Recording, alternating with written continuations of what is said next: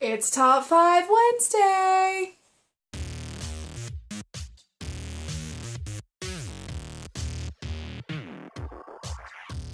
Kim here, welcome back. It's Wednesday, and that means it's time for Top 5 Wednesday, and I'm gonna tell you 5 of my favorite things according to this week's topic. Top 5 Wednesday is a Goodreads group, and I'll leave the links for everything down there so you can join in on the fun. Because trust me, you're gonna want to join in on all this fun we're having. This week, it's the top 5 science fiction fantasy books on your TBR.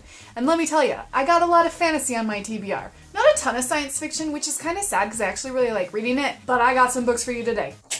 Woo! As usual, these are in no particular order. The first book on my list, God, that scared the crap out of me. My husband is running the giant diesel engine on our RV right now, and it is right outside this window. The first book on my list, Neverwhere by Neil Gaiman.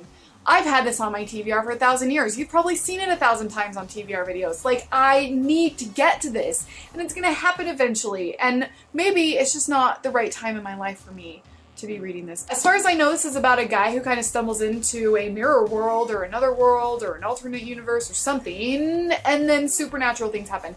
Yay! It's Neil Gaiman. It's gonna be dark and awesome and amazing, so come on. Number 2. War of the Worlds by H.G. Wells. I just barely got this, and I'm really excited because it is a short classic, but it's also science fiction, and I know that this is like kind of a creepy, disturbing one too, and so I'm really excited to get to it, but it is about aliens that come to Earth, and they're mad. Very excited to get to this eventually. Number 3, This Savage Song by Victoria Schwab. I've not read anything by Victoria Schwab or V.E. Schwab or anything, and I've really been wanting to. I found this on sale for Kindle, and I just grabbed it because I really have been wanting to read some of her stuff. I'm a big fan of her on Twitter, and so I really want to read her stuff, and I have this just sitting on my Kindle, and I just haven't gotten to it yet because I'm crazy. This is about monsters. There's monsters, and there's people, and there's monsters and people. I need to do a whole video on why I go into books blind because I really am not good at explaining what they're about if I have not read them because I don't like to know. Book number 4, Star Wars Heir to the Empire. I have books 1 and 2 for this little side trilogy. I think it's a trilogy? Cycle? 3 books, right? 3 books? If you know how many books are in this little series here, please let me know in the comments. This is basically the canon story, until they said it wasn't the canon, for what happens after Return of the Jedi, I think. I'm pretty sure. This is basically like what the fans believe to be like what's right, I guess. I have not read nearly enough Star Wars novels for being the fan of Star Wars that I am.